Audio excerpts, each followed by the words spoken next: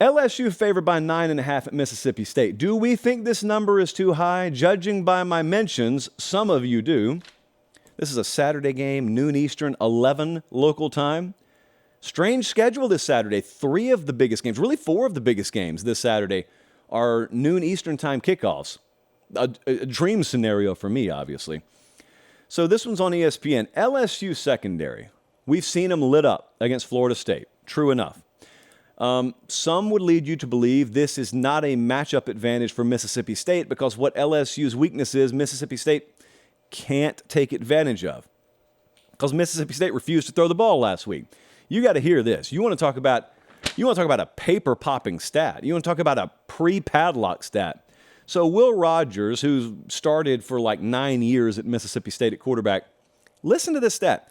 Will Rogers has 46 pass attempts this season.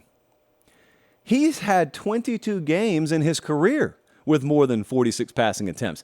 He had 7 games last year where he threw the ball 46 or more times. He's thrown it 46 total times this year. Translation, they want to run the ball over there. And you know what? They've run it. 5.7 yards per carry is not bad. They've run the ball. Are they playing to their strengths? That's the question that's on the table in Starkville, Mississippi. You know the old Meemaw saying, sometimes you win your losses in college football. We used it for Oregon last week. We never say you should have won or you should have lost. We don't believe in that phrase on this show because if you should have, you would have. Also a Meemaw quote. But what we will say is sometimes you win your losses. Sometimes you win games you have no business winning. It counts, and I'm never going to say you shouldn't have. I am going to say, though, when you're plus 4 turnovers at home against Arizona and you still need overtime, that's a game you're probably going to lose more times than not. Mississippi State just happened to win it. College football deals harsh lessons all the time. Because anyone who watched that game, you'll notice a familiar theme on this show tonight. Anyone who watched Mississippi State last week and watched them refuse to throw the ball and watched them drag themselves into a rock fight against Arizona and end up needing overtime to win probably says, well, if LSU's weakness is the secondary and Mississippi State won't throw the ball, this is a matchup nightmare, right? Well, if Mississippi State uses that same approach, it's a matchup nightmare, which is the reason I don't think they'll use that same approach. There is no incentive to replicate what doesn't work. I'm going to say that pretty much about every game we talk about tonight. So question 1, and I'd love to get feedback if anyone on that coaching staff wants to share it with me. What's your approach this week? Because I watched Grambling. Producer Jesse went back and watched the game for me today. Grambling played LSU last week, 5.6 yards per carry. Put up over 200 yards on the first couple of drives, the first 3 drives, I think. And we tend to dismiss that sort of thing because it was Grambling.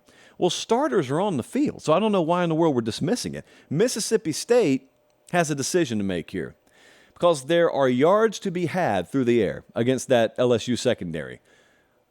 But apparently there are yards to be had on the ground too, and Zach Arnett has made it very clear he wants to run the ball. And they've run it pretty effectively. Again, it's just, are you playing to your strengths? LSU has wide receiver depth emerging. Okay, so LSU can score. They can throw the ball. Malik Neighbors is there. Brian Thomas is now there. They've had some other guys last week flash, and their stat sheet's not filled up by any stretch, but they look at those guys as guys that on any given Saturday could shine and go for 170 and 2 scores. They cannot get dragged into a hammer fight. It's another phrase I'm going to use a lot on the show tonight. You know what LSU should do now that I'm thinking about past comparisons? Remember how Tennessee played LSU last year? Where they came in there and they started running it up and you had to try and play catch up? That's how you need to play Mississippi State. You need to go in there and get a 17-3 lead and make them throw the ball. Now, it's not that Will Rogers can't. It's just that he's got a coaching staff that is very, very hesitant to do so. Make them uncomfortable. The crowd makes you uncomfortable on the road. You make your opponent as uncomfortable in their own building as possible. Do what Texas did to Bama. Do what Tennessee did to you last year. LSU is in an interesting situation here. Their top 3 tacklers are DBs. I think we all know what that normally means. Here's my question to follow up. Where in the world is Harold Perkins? And I'm not putting this on him necessarily. Matt House and that coaching staff, they have a plan. Apparently this is part of their plan. plans don't always have to make sense to all of us, but Harold Perkins has 0 tackles for loss this season, and I think he may very well be the best defensive talent in the country. So, I don't know if that's a season-long thing. I don't know if we'll all of a sudden have a week where we say, hey, welcome to 2023 Harold Perkins. So far it hasn't happened. Maybe this is the week it happens. What does Vegas say? What does the model say? The Vegas number on this is currently LSU minus 9.5. You know that we already moved on this. We moved on this game Sunday night.